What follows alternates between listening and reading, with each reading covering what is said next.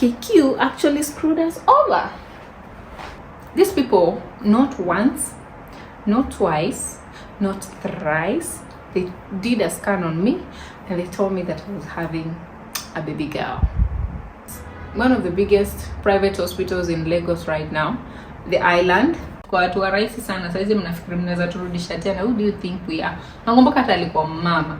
And that manager alikuwa amesimama hapo tu kwa hiyo kinini kirefu kenye kimeshikanishwa na ndege hii zenye zinakuwa zimefunikwa wenye wagonjwa. You know they had the time to take us down. Mali bags zinatolewa. Bags zetu zilitolewa kwa plane. Like they legit offloaded us from the plane. Hi guys, and how are you doing? Welcome back to my YouTube channel. If this is your first time here, welcome. Click the subscribe button and like, share this video. So today I'm going to be packing for a trip. I'll show you and tell you where in the next video. So I'm packing for a cold / warm place. Cold / warm place. So yeah, I've already packed the kids stuff, but now I'm going to be packing our stuff, which is over here. Yo, all that. These are some of the things on the bed. These are mine. My hubbies, I'll put them later. Everyone is going to have their own like suitcase. So as I pack, I'm also going to tell you a story of how KQ went away with our 300k Kenya shillings plus. Come to think about it, it was like a double loss because so last year in October I was going to Nairobi. I went to Nairobi actually because I was going to give birth there.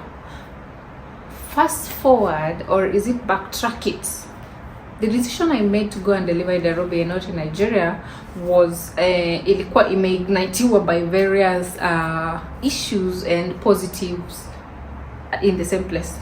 First off, our medical care in Kenya is, and this is not in a bad way by the way, but the more I've been here myself and I've seen people around me, I can say I'm much more comfortable giving birth in Kenya. You can also give birth here, it's still okay, but me, I wanted to go back to Nairobi for this particular reason. I didn't feel like the gynecologist I was using in a very big, actually I think it's one of the biggest private hospitals in Lagos right now, the island, in the island. So I don't know if there's another one, but it's among the big private hospitals in the island. And this is a gynecologist who is very expensive, even much more expensive than Dr. Dhuo. But you know, there's just that point. I'm not a doctor, but you know, even you as a patient, you know when you go to a doctor, you know when you're talking to someone who does not understand you and somebody who is not, for lack of a better word, much experienced. When you're looking at hana hiyo experience unatafuta. So these people, not once, not twice, not thrice, they did a scan on me and they told me that I was having a baby girl. So where is this story going? This story is going to the point where I want to tell you guys that KQ actually screwed us over. Like they are trying to screw up people right now by rescheduling their flights unknowingly. I hope someone from KQ is watching this video, and I'm going to pray that this video goes up today because it's a short story. Because what they did to us was really, it didn't make sense. It really makes sense just kidogo, but could you believe that KQ walitushukisha kwa ndege? I was 34 weeks pregnant. I had gone for my last clinic in that big hospital in Lagos, and then I saw the gynecologist who still Dr. Mbaya. It's just, for lack of a better word, again, I think I've seen better. So when I got there, we did a scan and they still told me that I was having a baby girl. So my boy was a baby girl. Yeah, that is a story for another day. So Anyway, I knew for a fact that I was not going to give birth in Nigeria. Mimi ukishaanza kuongea kama ujielewi, and giving birth is a very serious matter because it's a matter of life and death. So you need to be sure that you're having the correct professionals and people who are going to be there to help you in case of any complications. They know what to do, because we're not trying to die. We're not trying to pay a lot of money just to have weird complications. So if you're going to pay a lot of money, at least get the best. So we booked our flights very early, actually. Tulibook kitambo, because the rule of the thumb is after I think according to KQ is 34, is it 34 weeks or 36 weeks? When you're going, I'll try and get the information and put it there if I get the time. If I don't, just Google.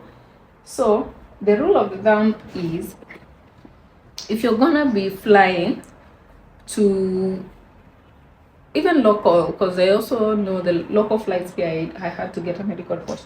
If you are flying and going somewhere, you need to provide a medical report from your doctor, signed, and wakiwa wamefanya the latest, you should be the latest report. So me, I did that. There's, however, one part which generally speaking we didn't see on their website, because the details are there. No one is going to tell you, nobody by there is coming to tell you you need to do this. These are some of the things which you just need to know. And if you are whatever professionals or when you're deal na they don't know, no one is coming to tell you. So these are things which you're supposed to do research and know by yourself, because I don't know, but honestly not so many people know about these things. So I remember I had a very complicated pregnancy, because I never used to walk vizuri. I had SPD. If you don't know what SPD is pubis symphysitis. Okay, so I had SPD, and it was bad to a point where I never used to walk vizuri. My hubby used to carry me up and down the stairs. Mahali nataka kwenda alikuwa ananibeba. So the day of travel came, 8th of October, and we were ready to go to Nairobi. Very excited. I have laid out most of the things here, as you can see them. Sorry. So I have the warm clothes here, towel, swimwear, cover-ups, all these accessories, hats, more cover-up dresses at the back there, which you can see, t-shirts, shirts, gym wear, sleeping, jeans, tops. I think I should add a few, like 2-3 more tops, because I have a bunch of these anyway, so I don't need more of these. Then a dress. Yeah, I think I'm sorted, so I'll just add shoe. Anyway, guys, I have everything sorted now. Sorry, I took a break, which you will not notice, of course. Coming. That's everything properly laid out. So I have kila kitu. So the nitty tiny things to mafuta nini, that's what I have not done. I will just I'll package them vizuri. So I have these bags. Well, more of them zimetumika already, but I have these ones za kuweka vitu zenye zinaweza rushwa kwa plane. So then I have this tripod over here, which I will carry mafuta. This one I'm going to gawa it inside of this. This one I got it from Miniso. It's really nice because you get to, it comes with the two stickers, and then iko na this tiny dispenser. It's like if you are pouring liquids, unaweka tu unamwaga. So this one may be for spray, lotion, shower gel, anything, toner, those kind of things una transfer hapa. I also got others from Ebano. So many of them. Here they are.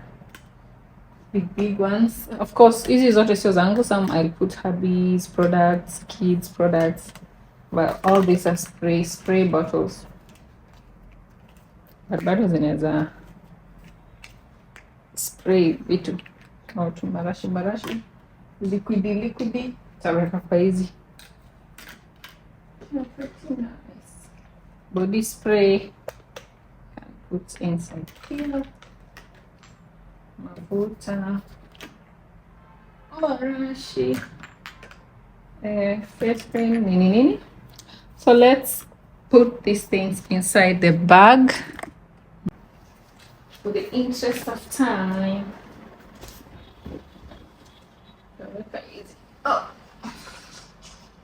hizi ni za baridi. You should have bought more of those storage bags, lakini imagine these shorts zenye zimeona maisha. Put them inside here. Okay, story continues. Okay, on that day, on the 8th, sisi tukaamka vizuri, we showered, we were ready to go to, please don't look at my hair. We were ready to go to the airport, so we got ready. Tukaenda, hata tulipiga picha. I think I'll insert that photo here. I was so excited to finally go home. Nilikuwa nimemiss nyumbani. Tukaenda we left for the airport. I remember that day we woke up so early with lots of excitement. Pakule, we were so happy. We were going home. Anyway, I was so tired, so I just wanted to get home, relax, nipumzike kidogo, nisikie mwili iko mzuri, nini nifike tu, just kufika and also to see family and what have you. We left for the airport, got to the airport, checked in. So if you've been to Lagos, you know that airport, the Murtala Mohammed International Airport is crazier than anything. It's the craziest airport ever. So see how take to the airport. We get to the airport and then we check in nini. They see niko na ball, of course. Nikasonga nikaenda hapo mbele, wakaangalia my passport documents. Some two ladies were there, no problem, no issue at all. Me, I actually stayed behind. So this is it. Once you go to, when you're going to deliver, like I said, you need to have some documents. One has to be a medical report. This report has to be filled by a professional doctor. At least the better part of what we read, ilikuwa imesema it has to be signed, inafaa kuonyesha your health, your weight, your inaitwa nini, blood pressure and what have you. So we get to the airport, they check, mimi nimesimama tu nyuma nini because I'm tired anyway. I need even to sit down. My hubby proceeds, akapeana hizo manguo, akapeana documents zetu. And then they didn't even check me. He's the one who offered to give the barua yenye tulipewa from our Ghana here in Nigeria. Na walikuwa wameandika everything updated, signed, expected day of delivery, nini. So when we got there, walisha to check in. Wakatupea hata tickets tatu, mine, for Ryan and for my hubby. They even loaded our bags kwa ndege. Can you imagine? Si wakaleta shida after tuliwapea hiyo medical report. All of a sudden wakakuwa sasa keen on details, and these are people who did not even care at first to check kama I'm supposed to travel or whatever. They didn't even follow the due process until my hubby decided to give them the medical report, which they did not even ask for, which I wish that hatungewapatia.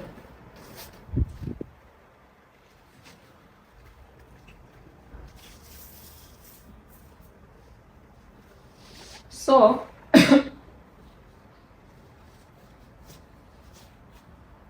vile walipewa ndio sasa wakaleta shida, wakatutuma to some back office, wakasema oh no, you know you're supposed to have a letter and this letter is supposed to be signed by the doctors in Nairobi.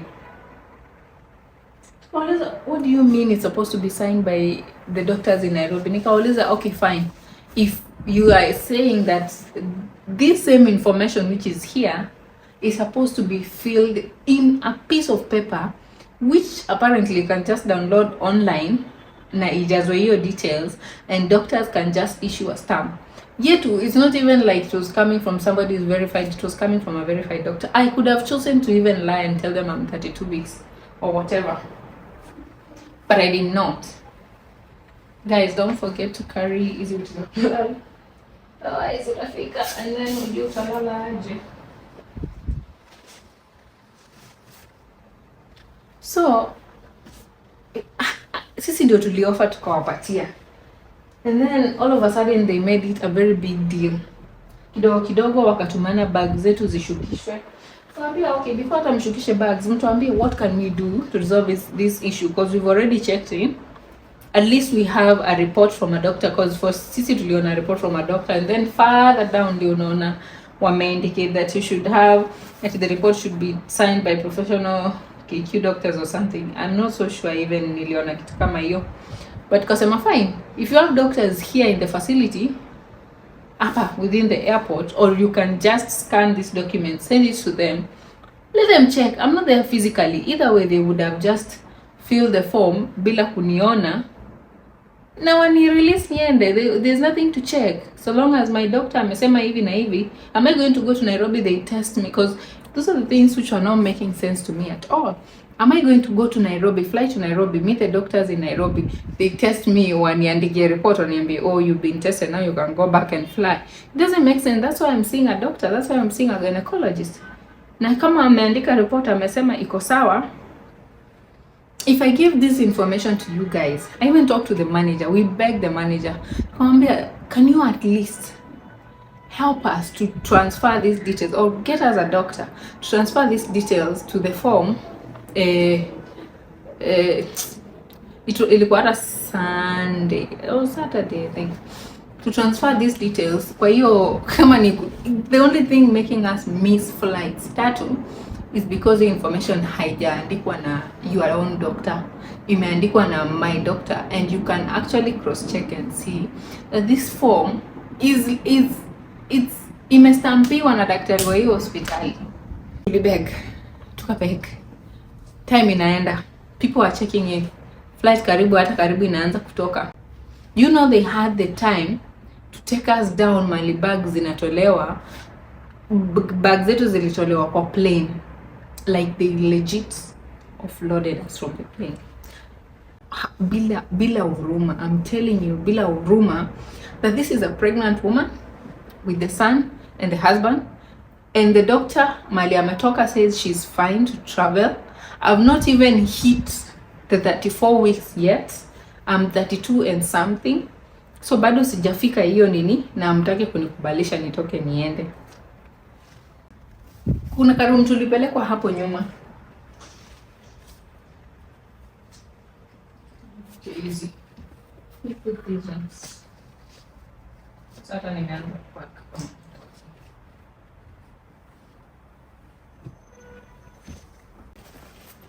So they took us to a room hapo nyuma, then niliwaambia we pleaded with those people, wacha nikwambie watu wenye hawana huruma.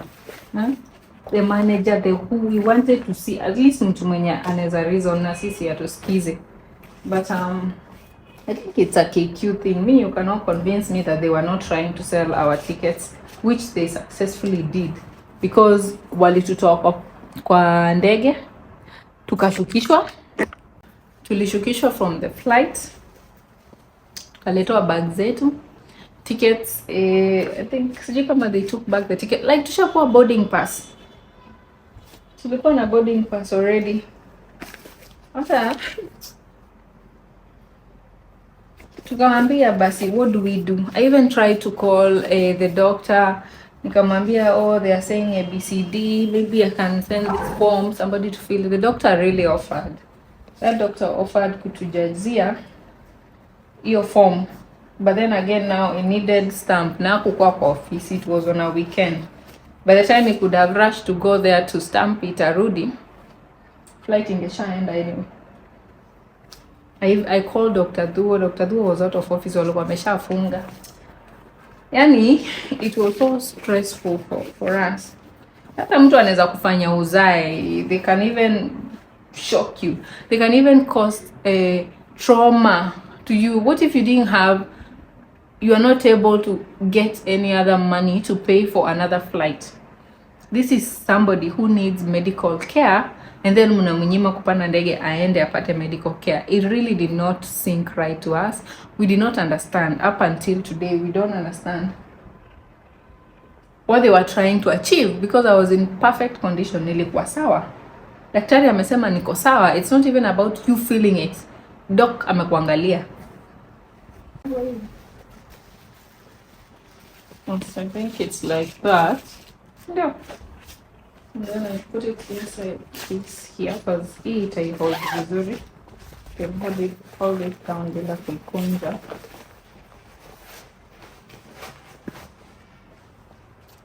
Naweke pia hizi. I'm really going to fold it. The only way I can fold it ni hivi, crush.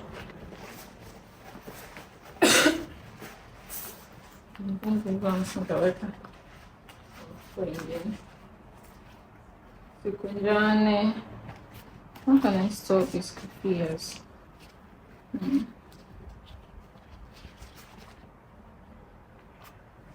Anyway, nitaziwekelea tu venye ziko hivi. Because zimesimama such that hata bag ikirushwa they're still going to be intact. Like that, yeah. It's okay like that. So long as I don't press on it, it can go and punjiki to stay there. Sitaisumbuka kichwa. Reason I might wear it because I really don't like when nywele yangu zinakaa. But I will put all these others to these. Yep, hii ni mpya. Let me put it as it is. There's another one. These are my glasses. I can't put them here. But this tripod, I'm not sure if I should check it in. Ama niende nayo bila hii. But anyway, generally I'm done with my bag. So just transfer easy spray apart. I'll dispense some of it. And I'll put in this cute bottles. Easy. It's so white. So I think anyway I'm done. So the only thing remaining is my shoes and handbag yenye nitatumia. And what else? The rest is Hubby's bag, which I will just pack it off camera. So let me finish up this story.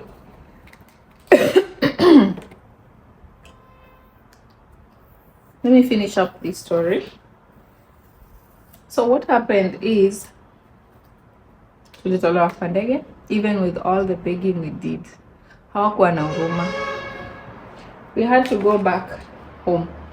Like we didn't believe it that tunarudishwa nyumbani. Yeah. I'm packing this for you. That first day you arrive and then you are in the Airbnb and you don't know vile utalala. I mean utaoga.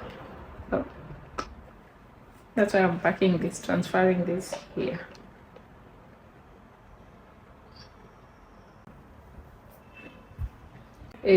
So now mumetutoa kwa ndege. First off, it's not like it's entirely our fault that we are missing this flight. And the only reason why we are missing flight, I mean viti tatu.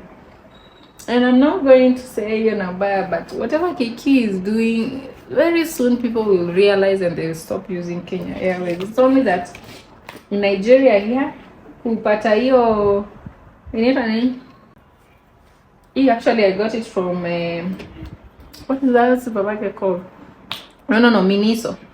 So we asked them, can we book can we move this flight, because it's not like we have missed the flight. No, we have not missed the flight.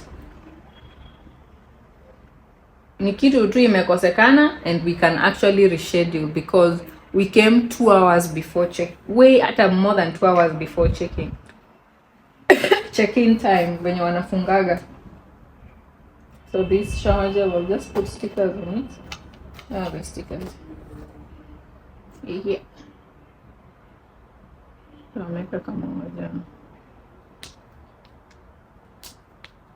We ask these guys, okay, do this. Why don't you guys just reschedule our flight to tomorrow on Sunday?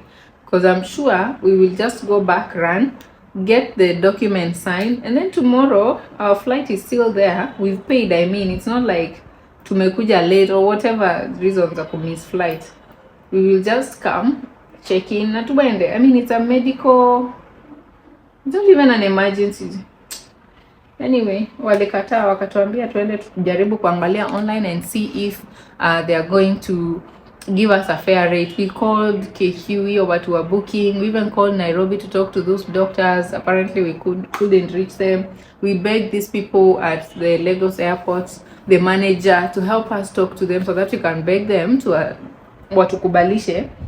We just pay a fine, hata kama ni 50k Kenyan shillings, which is like a 500 USD. I'm just using a flashlight.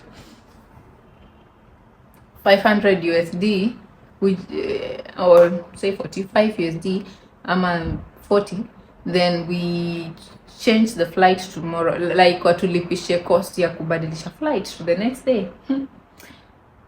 Wakatuambia, okay, you guys just go online and check. So we went online, we went back home, because the reason why we were in a rush, I'm sure you might be asking yourself, sasa simenge relax basi book bila haraka.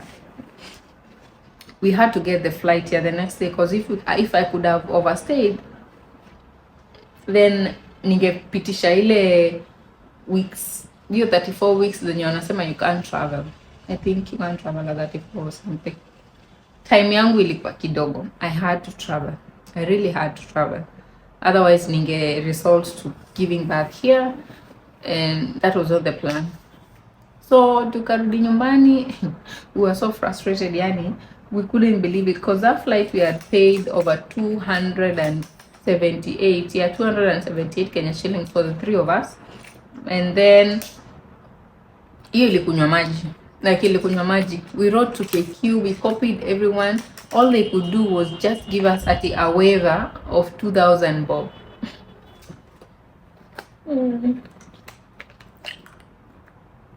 Hiyo ilikuwa legit funny. 2,000 Kenya shillings out of 278k yenye mtu amepoteza. You're offering this person 2,000 bob. Sijawahi ona hivyo. And these are people wenye mnataka wakue clients wenu. People wenye wanakwambia the pride of Africa. There's nothing there niliona kama pride of Africa.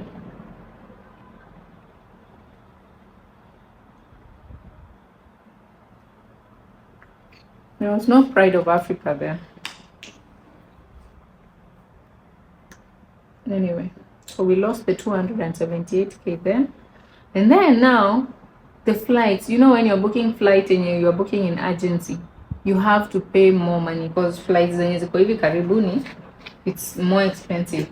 We paid, we ended up paying over 300k on the new flight for the next day on Sunday, which we got to the airport. Tukafika na hiyo soft copy, we scanned the documents, ikasainiwa. By jioni we had actually finished hizo vitu zote, kusign documents and what have you. Even if they wanted to move our flight tuende usiku, bado tungeenda. But so walitaka nafasi ya bure wauze, which I think they succeeded. So we went back to the airport, and I remember that day after checking in, tuka-check in vizuri, tukawaambia hata tuko nayo nini. They were there smiling. Mimi unanismailia ya nini? Umekula pesa yangu mingi hivi. That money haunted us, and I hope wherever they are, hiyo pesa siku moja watailipia. They will pay for it. one way or another. You can't do that, surely. Hata kama you are trying to be as toxic as possible, you can't do that to someone. You have at least to be a little bit understanding. None of these people were understanding. Of course, don't forget to carry this sometimes change of places in the kufanya hata kama pesa zako ziko barcode. So these ones I'll just put them inside this bag. And then some I'll put in my carry-on.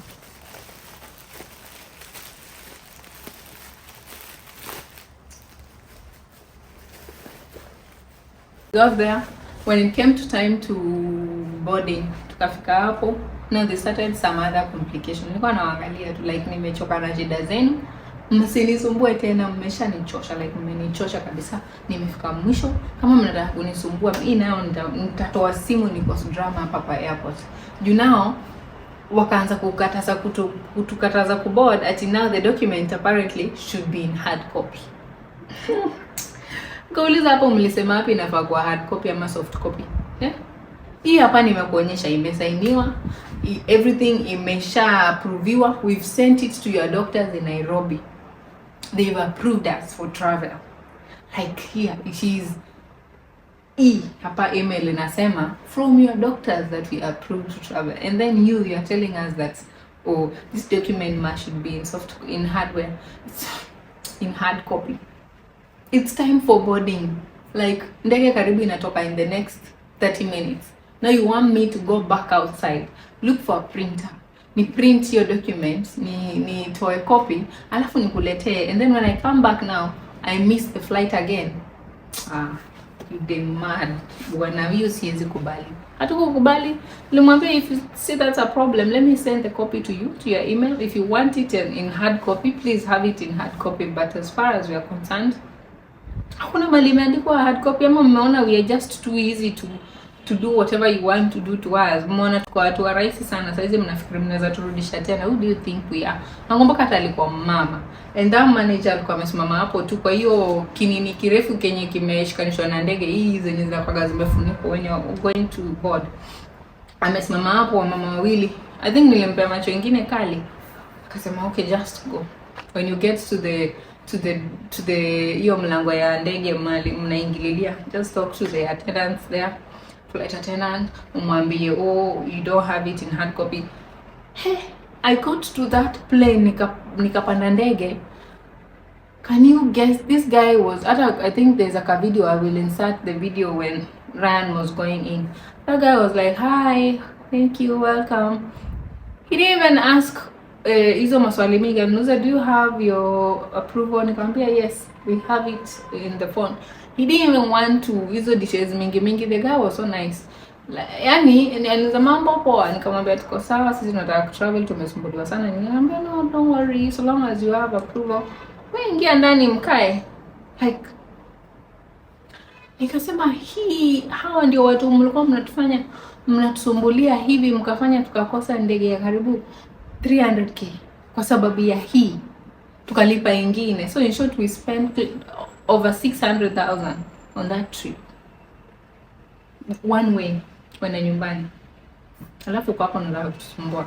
Hapo nilikuwa hapo wamenifikia hapa. Hata saa hizi as I tell this story nakumbuka tu nasikia hivi kichwa inanijaa.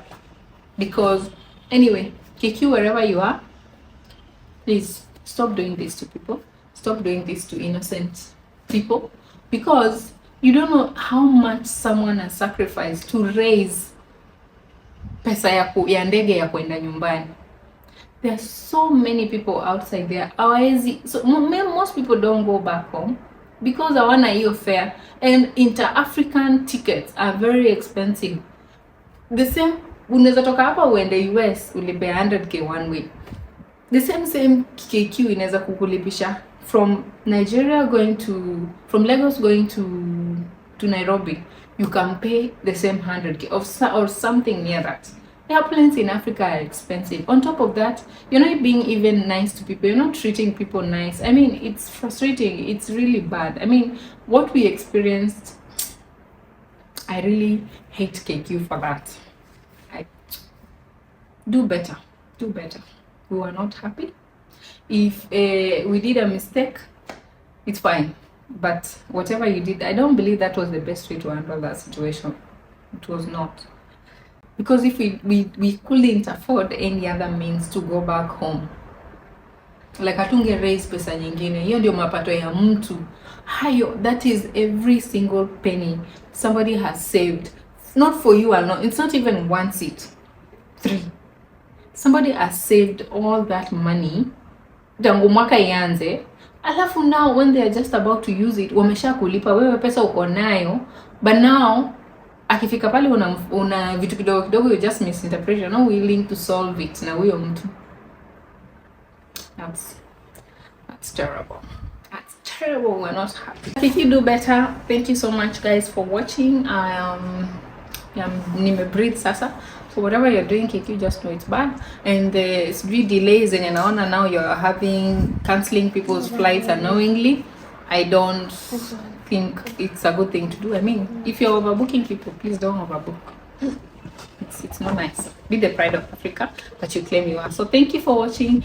Bye bye and see you in the next one.